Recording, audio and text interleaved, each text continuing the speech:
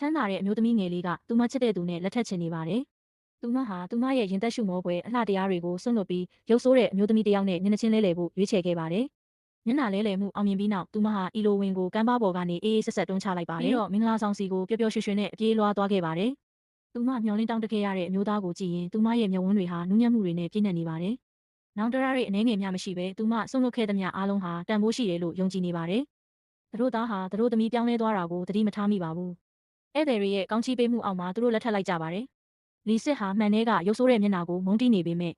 မင်္ဂလာဦးညအကြောင်းတွေးရင်သူမဟာမျှော်လင့်ချက်တွေနဲ့ပြည့်နှက်နေပါတယ်။နောက်ဆုံးတော့သူမချစ်တဲ့အမျိုးသားကိုပိုင်ဆိုင်ရတော့မယ်လို့ယုံကြည်နေပါတယ်။ဒါပေမဲ့သူမမသိတာကအီလိုဝင်ဟာကမ်းပါးပေါ်ကပြုတ်ကျရာကနေအသက်ရှင်ကျန်ရစ်ခဲ့ပါတယ်။သူမရဲ့မျက်နှာအလူခံလိုက်ရတာကိုသိလိုက်ရပြီးနောက်အီလိုဝင်ဟာမင်္ဂလာဆောင်စီကိုအပြေးလွှားသွားခဲ့ပါတယ်။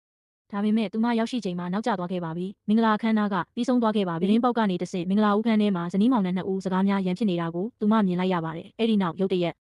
လီစစ်ဟာအပေါ်ကနေပြုတ်ကျလာပြီးသူမရဲ့ရှေ့မှောက်မှာတင်သေဆုံးသွားခဲ့ပါတယ်။အီလိုဝင်ဟာထိတ်လန့်တုန်လှုပ်သွားပြီးကြောက်လန့်တကြားထွက်ပြေးခဲ့ပါတယ်။သူမရဲ့စိတ်ထဲမှာမေးခွန်းပေါင်းများစွာနဲ့ပြည့်နှက်နေပါတယ်။သူမကိုချစ်တယ်လို့ပြောပြီးလက်ထပ်ဖို့ကတိပေးခဲ့တဲ့အမျိုးသားကဘာဖြစ်လို့တိုက်ရတာလဲတကယ်လို့မျက်နှာချင်းမလဲလှယ်ခဲ့ရင်တေးရမယ့်သူဟာသူမဖြစ်နေမှာပါ။ကြောက်ရွံ့မှုတွေနဲ့ဒဏ်ရာတွေကြောင့်သူမဟာလမ်းဘေးမှာတင်လဲပြိုသွားခဲ့ပါတယ်။တလကြာပြီးနောက်အီလိုဝင်နိုးလာတဲ့အခါ